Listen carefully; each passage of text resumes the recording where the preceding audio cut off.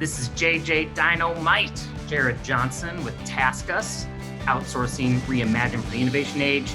You're listening to the Sassholes. It's RevOps with an edge, baby. Come on. Welcome to Sassholes, a show dedicated to issues within the software as a service industry. We are revenue ops with a edge. You guys suck. Jamie, Jason, KG, and myself, Pete, have a combined 100 years of making interesting decisions. Please and subscribe. A lot of mistakes. Give or take. Please subscribe to our weekly newsletter and donate to us on Patreon, you cheapskates. Today, our guest is Jarrod Johnson. Jarrod is responsible for TaskUs go-to-market strategy and execution across all of their client-facing functions. Jarrod leads the client organization at TaskUs, including global marketing, sales, client services, account management, and global service offerings. He brings over 20 years of experience in enterprise technology, tech services, and business management. But before we get to Jarrod, we got a sponsor for the show, NeuroNoodle. Hey, parents of athletes, get a doodle of their noodle, which is a brain map before the season starts, so you have a baseline to compare it to. You get a physical every year, right? Well, get a brain checkup before the season starts, so you have a baseline to compare it to. Schedule an appointment now at neuronoodle.com. It takes only 20 minutes to get the data you need to ensure the quality of your athlete's future life. Carney. Yeah, Pete. KG. Yo.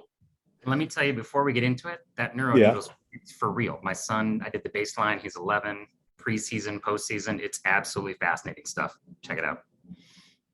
Oh, wait, did you actually go to NeuroNoodle? Did you? Can you believe that? Yeah. You did? Yeah. Pete. Wait, what? Wait. Where did you get it done at? My wife found them online, and I think the physician was here in Dallas. Well, hey, we thank you. We thank you. Dallas is our favorite city. Wow, look at that. Carney. Yeah, Pete. KG. Sup? Hear about that new restaurant called Karma? No. There's no menu. You get what you deserve. Leave us some comments on our blog at sassholes.net. Shout outs, baby. What do you got, KG? Well, I want to congratulate Raj Kapoor for starting as the co-founder and managing partner at Climactic. He's had an amazing career and was at Lyft for a long time. Did they name a holiday after him? But I'm No? pumped. See, you should have added that in before. Just asking a question. Joke. Continue. Instead of your dad joke, you know. Happy birthday to Candace Kramer. She's one of my favorites. She's at ZipRecruiter. And a congratulations to Zoe Klein. I used to work with her at Upkeep, and she got promoted to home advisor at Better. Congratulations, Zoe.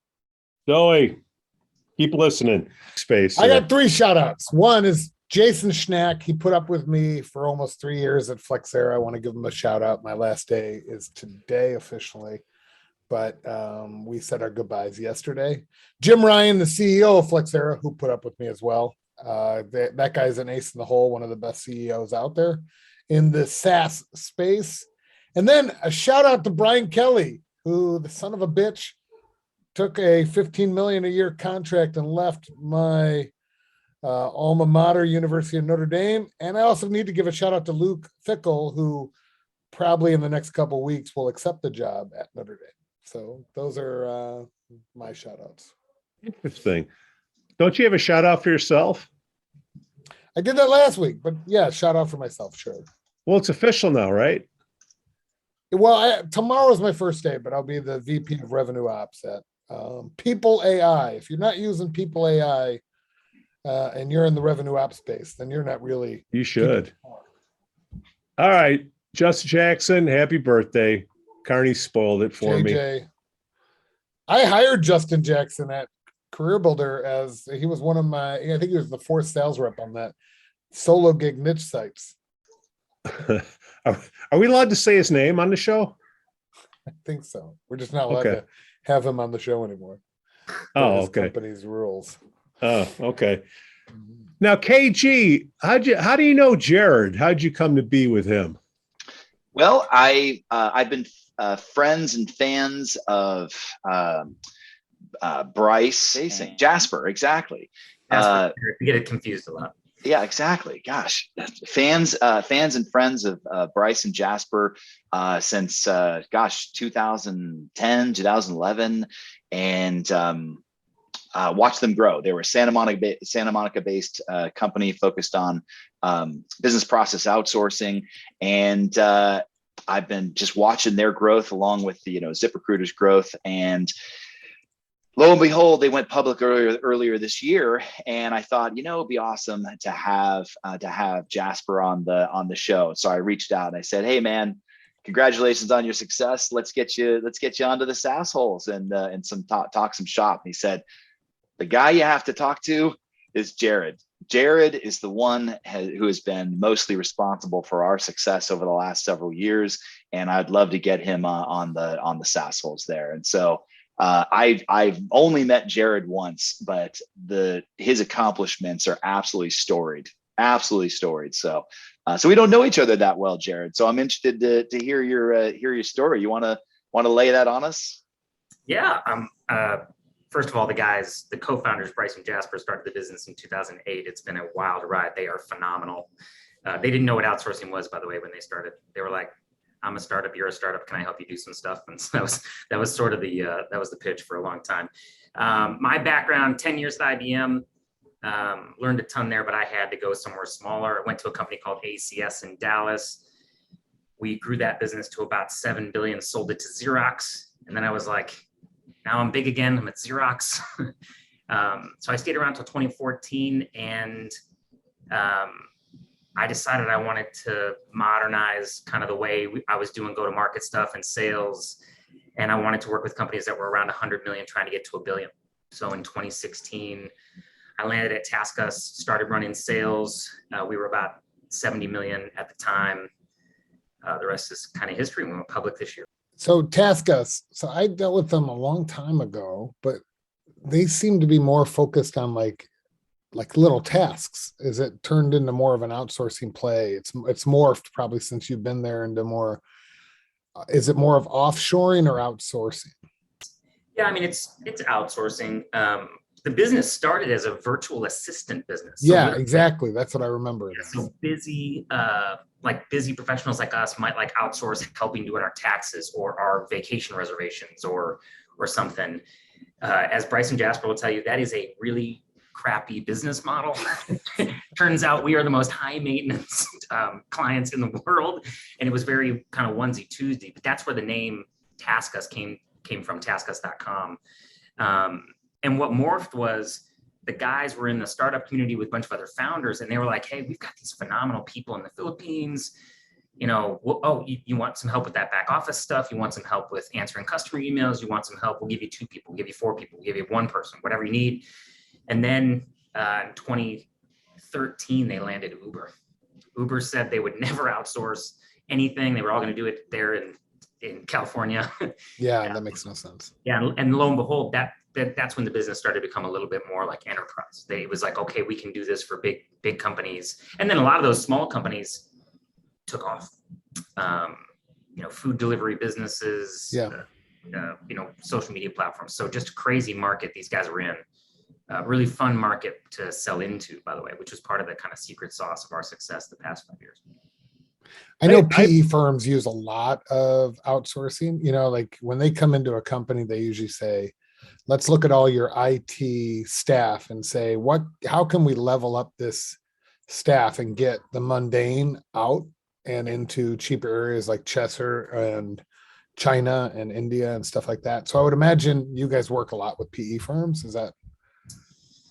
We work a lot with, management teams in growth stage companies, which happen to be backed by venture capital or PE for sure. Yeah.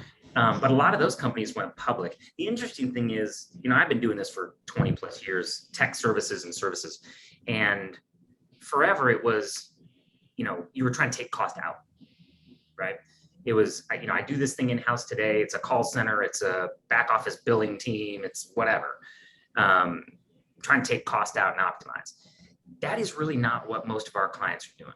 Most of our clients are looking for scale. They need, because they're growth stage businesses growing like crazy. They can't add staff fast enough, and they can't be experts in everything, right? So it's like, you know what, you guys do this digital customer support. I don't know how to set up a chat platform. I don't know how to make that work well. And I don't know how to hire, train, and manage 200 people, to deal with that. So it's really a fun place to partner with these clients, because we're just coming in solving growth challenges. Very, very different than classic outsourcing, which is I'm taking US jobs and I'm moving them to China or moving them to India, or this is just different. We're basically trying to help them take the non-core stuff, the stuff they don't need to be focused on, do that really, really well for them and enable their growth and success. It's super fun. Yeah, and I think that's what I meant. So I guess for the listeners out there, when a PE firm owns you, they're not going in there and saying, how can we save at the bottom line? What they're actually doing is saying, it makes no sense for us to pay for a developer from Georgia Tech to do some mundane tasks. Those people are going to leave. They're not going to be challenged. They're not coming here to do that type of stuff. So if we can move some of the mundane or non-core tasks out, we can have these very talented developers that you're hiring right out of school on the most critical things that you want them to. And it helps with turnover. It helps keeping them engaged. And then obviously at the end of the day, it helps with the bottom line. Because if you reduce turnover and then you take some of those tasks off and move them, outsourced somewhere else, that usually makes it a little bit cheaper. Yeah, I mean, the other thing I think, especially in today's environment, is talent's hard to get.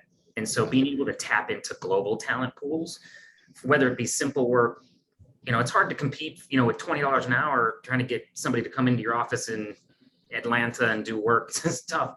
So getting access to global talent pools to do the work with the internet, you can do this work anywhere, any time of day in many cases. And then, there are not enough engineers, developers, SaaS platform managers, in any one market. So getting access to, global talent pools in Europe, Asia, et cetera, it can be an advantage.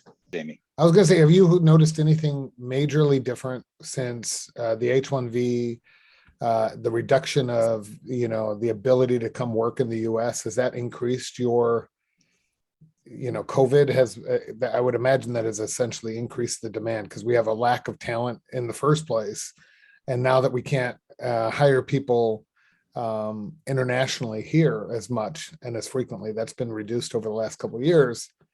I would imagine that's increased the need for services like TaskUs. Yeah, I mean, certainly H-1B was a pretty important tool for 10 plus years to get some global talent landed into the US to be able to fill jobs that maybe, couldn't be filled. Oftentimes there was still a labor arbitrage thing. Those people were here, but they were cheaper than, certain domestic talent. What's interesting now with COVID is everybody's gotten wise to, maybe I don't have to be sitting right next to this person to manage their work. Maybe I don't need a contractor in my office every day. Maybe I don't need to even have that H-1B visa because they're not going to be in my office anyway. They're going to be working from home. I think people have been really surprised at, certainly the future of hybrid work as potential option for them. And the ability to tap into global talent because it matters less where you physically are now with COVID. There's a bunch of other things to consider, taxes and labor laws and all that kind of stuff. But it certainly, I think, has opened people's eyes to different ways of getting work done. IBM, did you make any elephants dance, or that was before your time, Louis Gerstner? That was not before my time. Lou was there when I joined in 1999. I was a young employee there when I read his book, So Elephants Can Dance. I think that's the name of it, right? Phenomenal book, if you haven't read it, by the way, about Lou Gerstner's transformation of IBM when they were basically about to die. And that was the poster child for that transformation in some ways. Industry expertise. I became a kind of an expert in retail and consumer product brands. and pivot towards services as well as products, software and hardware. Lou, I think, left in probably like the early 2000s. Sam Palmisano took over, kind of continued that run. I'm a big fan of that company in general, and the people there. What did you notice in the culture for the transformation? I mean, you just got there, but did you notice anything? Because I'm sure you had some of the old guard not buying in and the new guard coming in like yourself. Did you notice anything like that? Well, I think there was a pretty deep appreciation for the people who had jobs when the dust settled, right? And there were people with an undying devotion to the business and trying to save it. They loved that brand. They took great pride in working there. And I'll tell you, it was a great company culture just in general. There things underneath the surface from the 100 years of building the company, the respect for the individual. I'll never forget the phrase, you don't work for your manager at IBM, your manager works for you. Just like little things that the phrase think.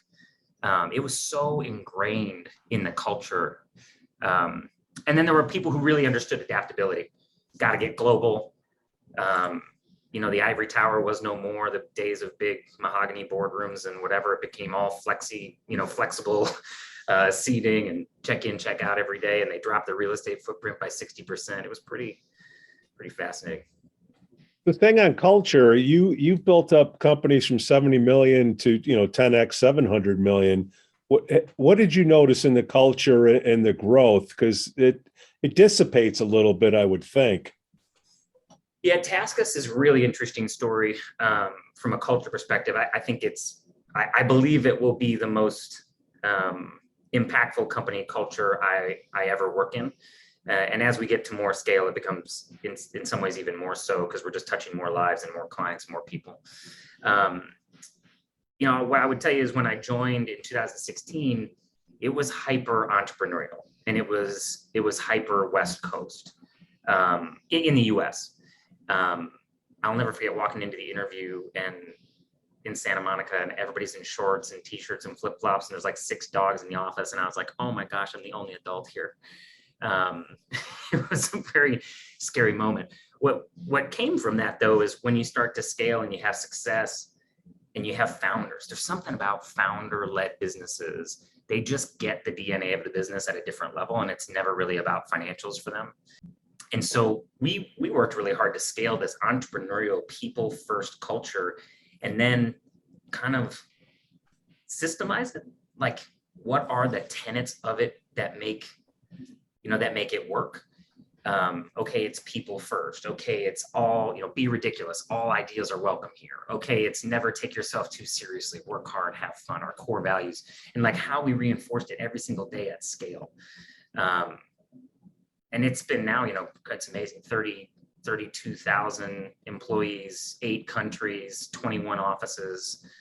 And I think I would tell you that the culture is stronger now in some ways than it's ever been. And it's really fun to bring new people in.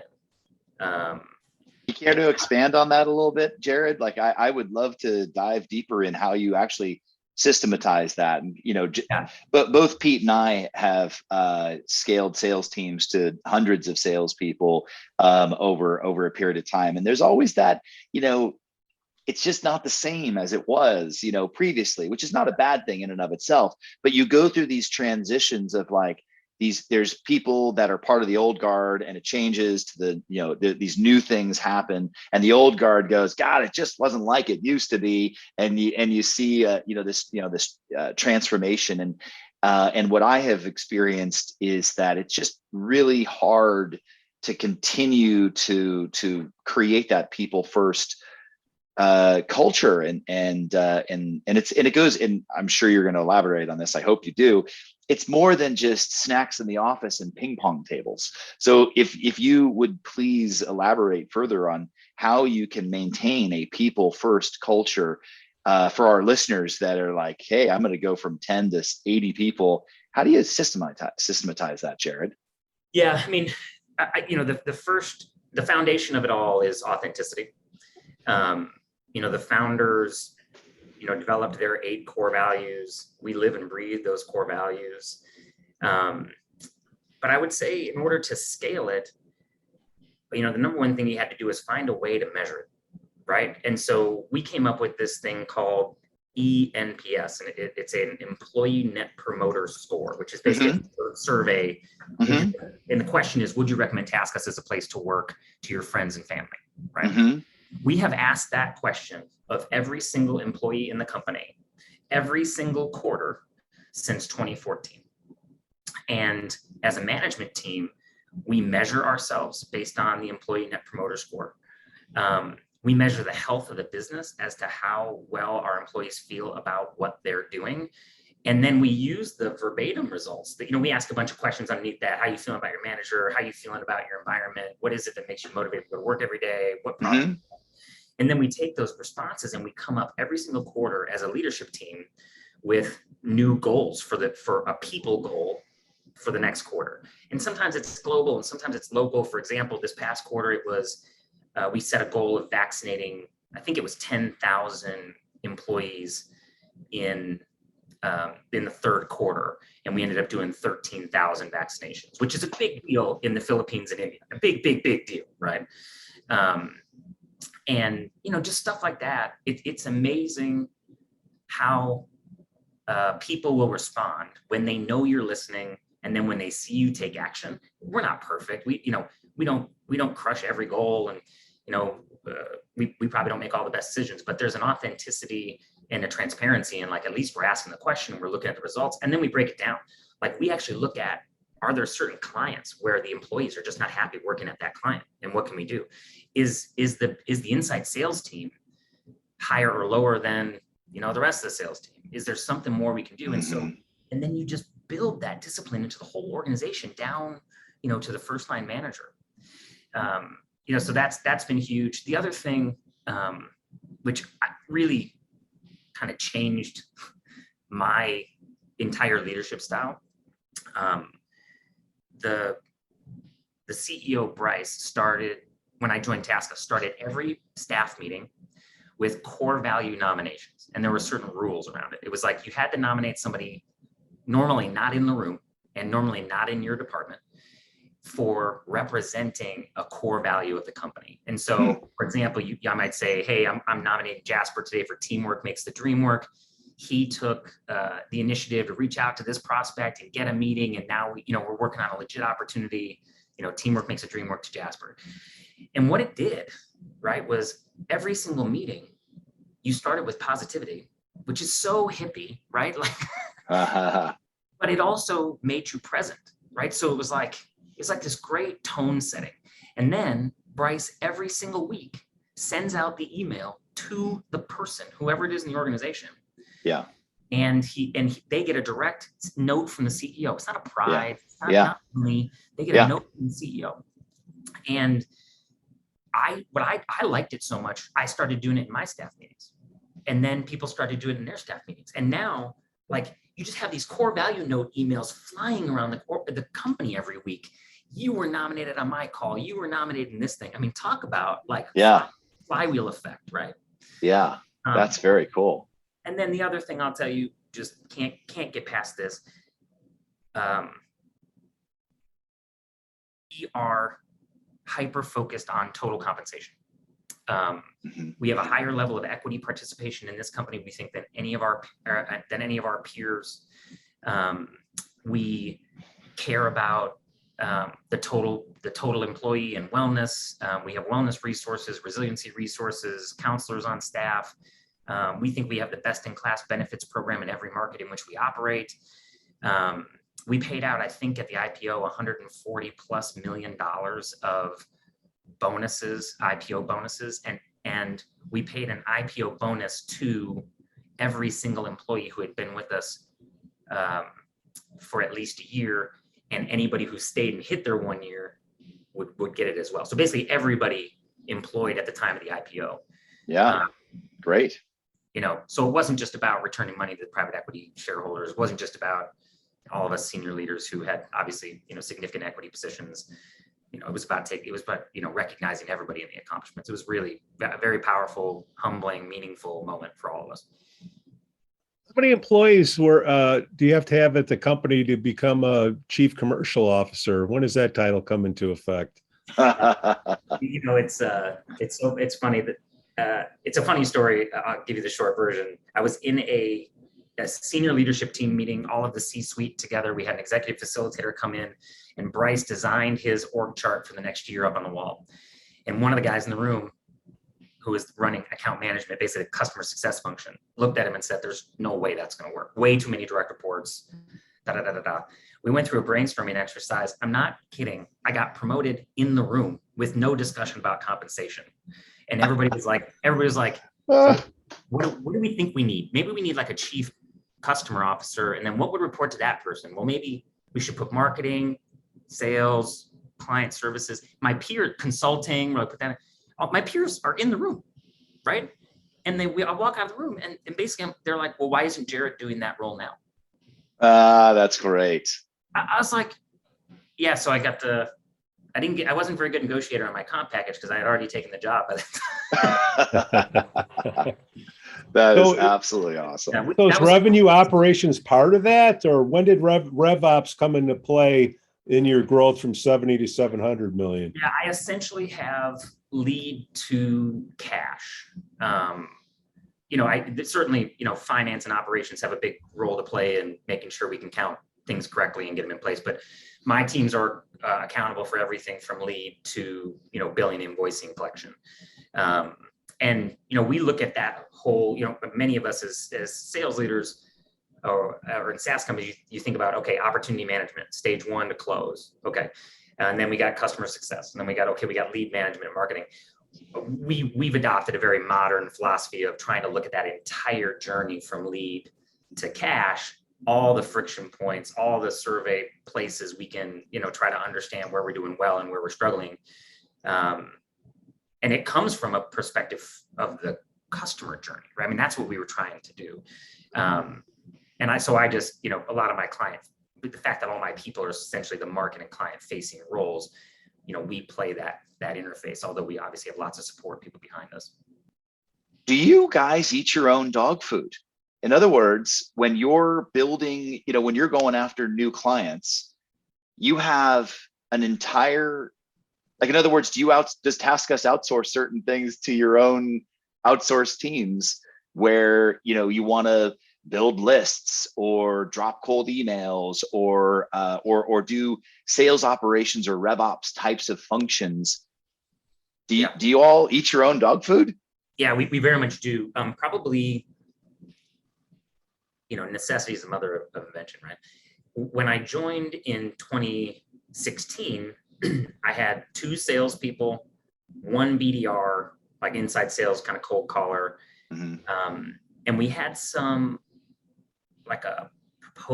couple of proposal people in the Philippines that they were helping us with proposal responses. The reason they were in the Philippines is because at the time that was the only country we had, and they were really good at the site visits. Like they were really good at when a client wants to come see the site, we'll walk them through and we'll do graphics and we'll make it look like their home and all this stuff. And we were spending $1 million with an outsourced, like a marketing agency. Yeah. And I said to myself, I need that $1 million. I need that $1 million to do other stuff. So I looked at my leader in the Philippines, Victoria, and I said, you think you could do everything that agency's doing? You think you can get the creative talent? Can you build me a research team? Can you hire writers? And I literally took the $1 million and gave her like $500,000 of it, and then used another couple $100,000 for tool enhancements, and then used another couple $100,000 to hire more inside salespeople to get the engine going. So we have now arguably the most robust and high performance, sort of demand gen function and proposal support function I have ever had. And it's at probably 1/3 of the cost of what I kind of used to do when I did it all domestically. You said that there is, the old school way of thinking about outsourcing was to reduce cost or eliminate cost. And you said the new way is basically saying like, look, this is access to global talent or building on a skill that we don't know how to do, and we can get going quickly. As the chief, customer officer, Do you actually make it a criteria where if the customer just wants to reduce cost, that it's not really a good fit for your business, or is that okay too? Yeah, we really do. And there's a couple of things behind it. We cost probably 5 to 10 points more than market in any country the person doing the work is in. And that's because we have a slightly higher margin tolerance, but we have better total benefits package, just a point or two. Now we argue we get that back through retaining good talent. We don't have to retrain, we don't have to re-recruit, keep performance high. So we think there's an ROI there. But if you're coming to us and you want, rock bottom pricing, you're not, that's not what we're here for, right? And luckily, most of the tech companies we work with are value buyers. They're getting enough cost savings just by taking advantage of some of the labor arbitrage, right? Not having it be even in Latin America or Europe or US, but being in Asia or wherever. So we get to them and we say, look, what talent do you really need? What skill is really required? And let us coach you on where that work can be done at a high level. One advantage we have is in these markets, outsourcing or services companies, that's a career. A call center in the United States is not a career for most people. It is a job, right? We've got probably 60% of our front line in Asia with college degrees. Obviously you take advantage of the labor economics and stuff, but yeah, they're not coming to us for cheapest. And it also keeps the bad clients out, which is kind of interesting. We have a little price sensitivity on our side, and it keeps a lot of those high maintenance, low yield customers out of the fold. Yeah. That occurred to me because when you guys went public, I read the S1 and I noticed that you have about 100 customers, and I thought, you must be, and $700 million, like, you do the math, okay? Like, you must be very selective through your sales process to make sure that the client is right for you, as opposed to just any client that needs outsourcing services. Yeah, come on board, and you're rolling the dice. I'd imagine that you have to be selective, or is it just that competitive? I don't know. I'll tell you a great sales story from 2017. I'd been in board like 6 months, and I was kind of yet to hit a big deal. I signed up for a pretty big number at the time. I realized we were a $70 million business when I joined. I signed up for $60 million in annual contract value signed. So I was trying to double the business with new signings in my first year. First 2 quarters went okay. We're in the third quarter. We got this $5 million deal. This is a big deal to help us hit the number, right? And it was probably 5 or 6 million. It was probably like the biggest deal the company was going to sign, with one stroke of a pen at the time. Financials look good. Client wanted the deal. Margins are good. Revenue's good. There was an incident on the site visit where the client said some derogatory remarks to a female on our leadership team. And the founders looked at me and said, "We don't need that deal." And I couldn't believe it. I was like, wait a minute. We're not doing the deal because we can't do the work. We're not doing the deal because it's too big or too small. We're not doing it because it's, got bad margins. We're going to have, we're going to have ethical character. Imagine that. But seriously, by the way, like I said, I love the culture at IBM, but it was an aggressive sales culture. It was like, go get the deal done, right? I had never had a leader look at me and say, "It's okay. We'll go get the next one." That's awesome. What'd you do to the rep? The rep who sold that deal, you had to have paid him, right? Where's he working now? Yeah, or he quit. He or she. The good news was that particular deal was done by a rep who was very core value aligned, long time, one of the first early employees, and he got it. Did he get paid though? He got it, but did he get paid? We did not pay him on the deal. Oh my gosh. I know. But one nice thing here is we have such a high velocity. Deal cycles are relatively short compared to industry. And because we attack a little bit more of a mid-market sale, we'll take a lot of startup and growth stage companies. It's the deal velocity here is really high. So, we can get away with saying, look, we got to pass on that one. Let's go get the next one, right?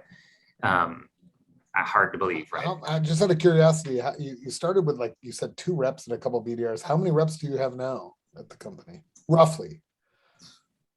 I mean, there's probably 25 quota carrying new logo people. Okay. They're in vertical pods where you've got a VP who runs this, like, called fintech, and then you've got like a director and like kind of junior people who are doing more small single and double size deals. And then I've got about 110 customer success managers, but they all carry quota for revenue growth and signings growth. So I'm managing roughly a team of 125 to 50, quota carrying. And then there's inside sales people that are all about pipe gen. So there's about, I think, 10 of those. And how has COVID had you pivot running that group? Interesting. I would say COVID on the whole was probably an accelerant for us. We certainly saw some temporary declines, like a lot of our micro mobility, like scooter businesses, event ticketing, even Uber, right? I mentioned Uber as a large client. There were no Ubers on the road, right? So we were doing Uber Eats, but Uber Transport was just gone, right? So it was temporary. And then what we found was, because so many of our clients were online businesses, food delivery, digital banks, media streaming. We had a couple of the big streaming platforms just went bonkers. Food delivery was like the best free advertising for food delivery, ever. They went bonkers. And then, basically digital businesses, which is our core focus, accelerated. So we've had a phenomenal time. I would say the sales team got more productive because we weren't spending so much time on planes. We weren't spending so much time, on the road, so to speak. But then over time, you see some of the old things don't work anymore. Events used to be a huge way for us to connect with people, develop relationships, and we could do it at scale a couple times a year. We've had to pivot to micro networking stuff, different ways to get real relationship access and develop trust. So that's been harder. But overall, I would tell you that my sales team's probably more productive today than it was pre-COVID. What about with the Great Resignation going on? What have you experienced from keeping sales people and hiring? Everyone's experiencing problems there, but yeah, I got to be honest. I think this comes back to the culture. We don't have a huge voluntary attrition problem. If anything, my biggest challenge has been we're growing up, right? So I can talk all day long about how great the culture is, and it is great. But we're 700 million-ish this year, whatever is the publicly stated number. There's just layers and bureaucracy. And there's people who are like, you know what? I loved us when we were 100 million. That was fun, and that's where they need to be. So that's okay. And at the same time, we're bringing in talent now that is going to help us get to whatever, $1 billion, $2 billion. And that's different talent. So we don't have a real huge attrition problem. But I will tell you, just having 5,000-ish, 4,500-ish frontline employees in the US, this inflation, wage pressure, labor dynamics, it is for real. It is absolutely for real. I mean, we're competing for, operations center jobs with $21 an hour at Starbucks down the street. Yeah, I mean, it's that's a good job, right? So it's for real in the US for sure. Yeah. So your margins are probably suffering from that right now while you're trying to, with your old clients, or not old clients, but the clients that signed on maybe a year ago or before. Yeah. How are you going back and getting price increases to them, or they understand? Because everyone's got to understand inflation, right? Yeah, luckily the majority of our contracts have cost of living adjustment provisions in them tied to consumer price index or whatever. Gotcha. So we might have temporary hits, while we wait for that kind of anniversary date or something to come up. But I will say another great thing, when you've sold the whole business on the value of the frontline employee, right? And we're going to get you great talent. We're going to retain great talent. When you go have a conversation with the customer today that, hey, we've got some labor dynamics that are hurting. In order to get you the right talent, keep attrition low, deliver performance for you, we may need to consider this. they're absolutely open to that discussion. And then we get creative too, right? Their budget doesn't necessarily change. So we go, hey, let's go, maybe we should move this work offshore, save a little money there, and then do this onshore and optimize for you. So, they've been open to the discussion. I think it helps that it's all over the headlines too. Yeah, I think with every day you hear about inflation, it's got to help when you go, hey, we need to increase prices. They're not going to be caught off guard going, oh, but like we knew this was coming. Yeah, for sure. I ask this question on every show real quick. Do you think pay at risk will go away and we're eventually just going to pay everybody a full salary and we're going to make performance mandatory, not arbitrary? It's funny that you say that. Our front line, we try really hard to get away from metric-based incentive pay, because what we find is that at scale, it creates a lot of manipulation and poor behavior. And then all of a sudden you introduce a small percentage of ethical issues. And so we move to things like team-based rewards. We do things like experiences and trips and things like that instead of cash.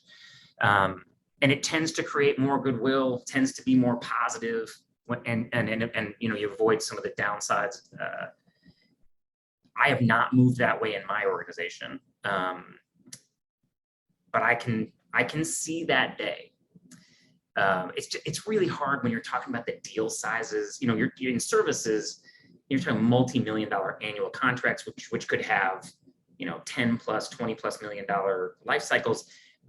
To get the best talent, as long as one person's out there paying, I'll give you 1% of the deal or 2% of the deal. As long as one company's out there doing that, really hard for the rest of us to try to migrate away. Yeah. But I think over time that we probably should want to see the world evolve that way a little bit. What about your tech stack? Do you have any anything? We ask this a lot of people, and it's usually the same. Your tech stack for sales and all of that. What do you have in there? Yeah, I doubled down on Salesforce back in 2016. When I got here, it was like, I had worked at IBM and Xerox, right? Mm-hmm. First of all, I was like, G Suite. It's a learning curve, isn't it? I have this G Suite, right? And they all looked at me like I was crazy, and I asked for a Microsoft Surface. I thought it was so cool. Like, give me a Surface. And they're like, well, I don't know why you don't have a Mac. Anyway, and I felt like we had a SaaS tool for everything. Everything. And different logins and all this crazy stuff. And we were spending more money than we needed to, ironically. You don't think about 50 grand for this tool here, 40 grand for this tool here. I was convinced on a user-based licensing model from Salesforce, I could actually consolidate all the tool sets, double down on Salesforce, bring in Pardot for campaign management. And I actually got us, I believe, more functionality, lower cost, and greater integration of data across the enterprise. And at $70 million, that was really, really important to me. The other thing, I knew how to implement my business processes in Salesforce. Yeah, there you go. I knew exactly what I wanted. And at the early stage, it's all about the business process. I don't care. To some degree, I don't care what tools you use. I have certain preferences and whatever. But if you can't get the whole company to understand the business process, then you can't forecast. Then you have no visibility on the business as it starts to scale. I was super fortunate that all worked for me, and I got here early enough where I didn't have to rip a ton out. I had to retrain 2 salespeople in 1 marketing guy, right? Certainly, we ended up bolting in Sales Loft to do some of the outbound BDR stuff, because in this I was kind of against, because I just like the integration. But the team believed that was more efficient. They showed me some examples of why that could work on top. On top of the core CRM, so I let them do that. I certainly think there's opportunities for some, advanced marketing tool sets on top of the campaign management, lead management platform. And we've gotten really cool now with some of these virtual event platforms and how we do things there. So, we've used just about everything now. Zoom is a client, so we use some of their event stuff. We've used On24 for virtual events. I'm a big fan of Marketo. I'm just not a B2C business, and my market's not that big, so it's just not really necessary. I mean, I think anything, correct me if I'm wrong, but anything like, in my opinion, Salesforce, everyone uses Salesforce. I mean, not everyone, but let's just say they have a monopoly on sales CRM. Yeah. But anything that's native to Salesforce to me is an add-on that I'm willing to talk about. But anything where I have to log in somewhere else, it's mind-boggling that those even exist nowadays. You want my best secret? Hmm. All right.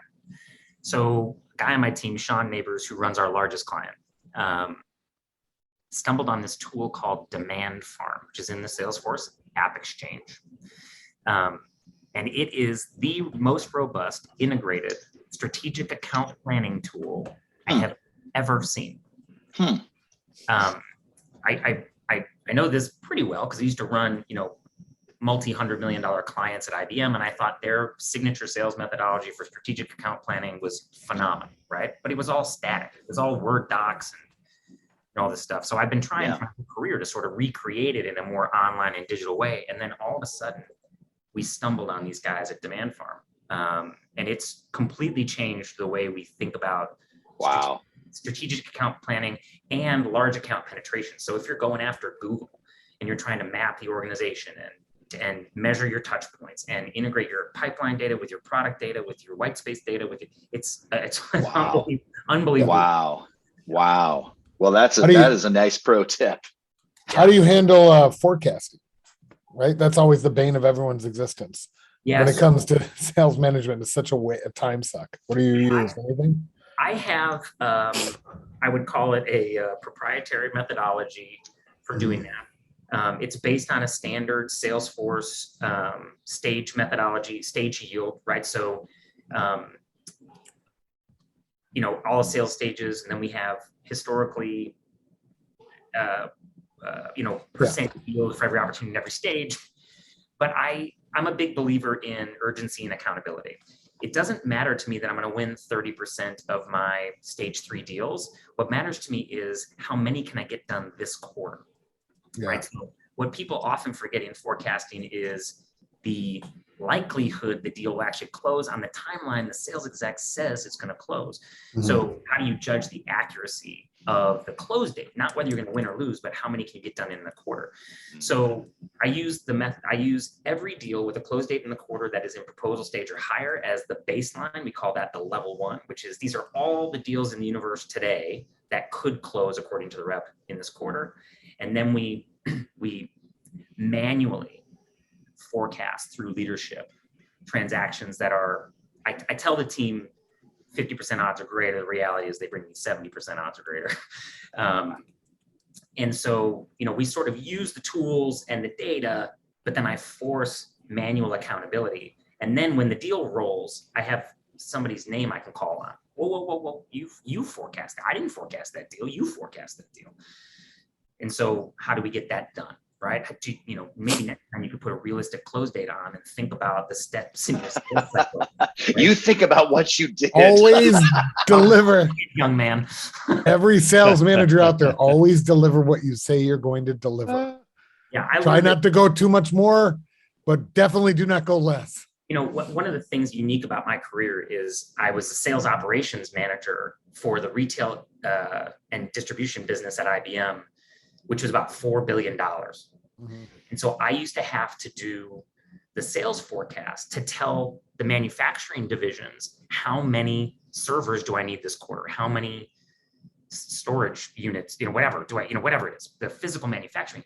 And in that world, the macro number theory works. It's so big, $4 billion and whatever. And you can say, well, I've got, 300 million in pipeline, stage 3 or better. I normally yield 30%. That works. Unless you're IBM, I don't know that really works. Right? IBM can do that for, manufacturing forecasting. But in our world, it's closest to the pin, right? I mean, I gotta know what I'm really going to put up so that then we can go hire the people on the front line to go do the work. And I can deliver an accurate revenue number. So, I sort of have what I would call a hybrid. I lose all that stuff I learned from IBM on the macro economic theory.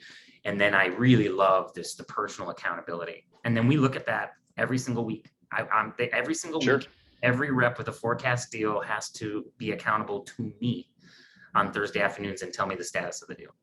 Yep. Love it. Last question. What's the one thing you wish you would have known before you went from 70 million to 700 million, Jarrod? I mean, first of all, I wish I would have known how good it was going to feel to ring the bell at NASDAQ. It was like the freaking Super Bowl. Like, I felt like I was 8 years old. It was on Christmas morning or something. It was unbelievable. I think the thing that's been the hardest for me is, I built it all myself, right? Like, so I know it, like I know it at a level that I probably shouldn't. And I've kind of done every job or mentored every job. And so the hard part for me is being able to let go enough, not to micromanage, and let my team run their businesses. And now I got to focus more on what is the next, what is the strategy, how does this scale? Because just simply doing what we did before and trying to do 50% more of it is like really freaking hard. So I spend my time now thinking about, like, what's the next lever? What's the next service? What's the next market? What's the next geography? So that I can create more opportunity for the field teams to help them make the number, right? I mean, at the end of the day, my job is to try to make them as successful as possible, enable them to be as successful as possible. So that's probably been the hardest pivot, because I got here by cranking on the number and personally getting involved in deals and negotiating limits liability agreements, and that's not my job anymore. Yeah. Well, it's a catch-22 in leadership. You build up a system that can run without you, and if it can run without you, they don't need you anymore, and you're replaced by somebody cheaper. Well, if you can't pivot though to be strategic, and that's Jarrod's lesson, right? Like if Jarrod, and I faced this at ZipRecruiter when I got to SVP of sales, and I had tons of resources, and just like you, I had done the job and I mentored the job, and I knew stuff that I probably should know. Like the way you're telling that story, absolutely. And the challenge you face now is a little bit of letting go, which is hard. It's really hard because by hook or by crook, you've really made this business, and you're dealing with smaller numbers of clients and deals that you're looking at. You're absolutely correct. Like that is like learning how to let go. So good luck to you. Good luck to you. The next big challenge I'm interested in is we went from 70 to 700, by the way, 100% organically, not one acquisition to make that happen. Very unusual. That's crazy. In 5 years, right? So you're saying you're hiring a biz dev guy now? Well, corp dev, yeah. Yeah. I think the next big challenge will be, could we buy a business and I could integrate it to this model that I've built from scratch? It'll be really interesting to see, does that help us evolve? Is that harder than I think? I'm excited for that challenge. Well, Jarrod, we thank you so much for coming on the show today. Oh, I can't thank you guys enough for having me. You're a lot nicer than sassholes implies. No, you don't know anything yet. Wait till we edit the show. What's the best way for listeners to learn more about your Connect? LinkedIn? Yeah, I absolutely connect with me on LinkedIn. Jarrod, Jarrod. That's the tricky one. And then learn more about us at TaskUs.com, TaskUs.com. It's a phenomenal story, and we're just getting started. Outstanding. We're going to find that video of you ringing the bell. Oh, it's greatest. Thanks for listening to the SAS. Oh, yes. Yeah, thanks a lot. It was an enjoyable conversation. Thank you, Jarrod.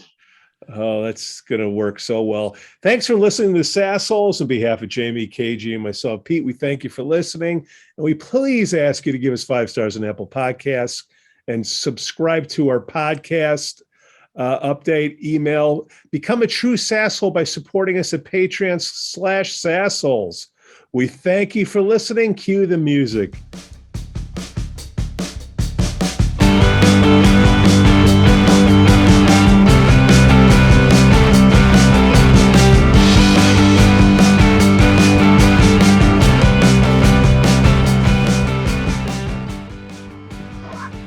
Kevin boys? Gaither. What's up, boys? Happy holidays. Yeah, Happy.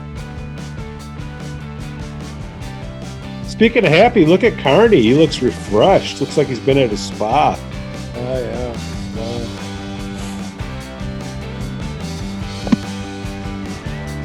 All right. I'm trying to rent an empty room at this convent across the street from me to be my office, so I don't have to worry about kids walking around. You live near a convent? I live right across the street from my kid's school, which is called St. Edward's School. And they have a big church, a big rectory, and they have this huge convent that's like the Overlook Hotel that's been empty, and they've done all this work on it to rent it out to religious groups and stuff like that. And I'm like, can you just give me like one little bedroom over there and I'll just work there? It's literally like 20 feet from my house. It'd be ideal. Why won't they do? Well, will they do it? Or are they giving you? I don't know shit? why. I think he's worried a little bit about insurance. I said, dude, I'll sign off anything. And then I'll pay $200 a month, and I can even set it up so it's different than my weekly church donation. I can set up a different time. You're not going to mess up your write-off for your home office? No, it'll be better for me. It looks like a donation. All It right. doesn't look like rent. It won't be seen as rent. And I'm covered anyways because I'm a parishioner. So if something happens, I'm covered. Well, God will cover you, right? Or God will cover me. is it Buddha? What do you got over there? God. Oh, that's right. You're Irish. You guys are all in the same time zone over there. By the way, I'm the only West Coaster. That's right. You got all the pop-up tents behind you. So, Jarrod, do you know, can you do the intro? It's pretty hard. Hi, this is Jarrod Johnson. You're listening to Sassholes. However you want to do it, we'll use it at the beginning of the show. Okay. You want me to do Yep. that right now? Yep, we're recording right now, so let's give it a rip. Add some pizzazz to it if you like too.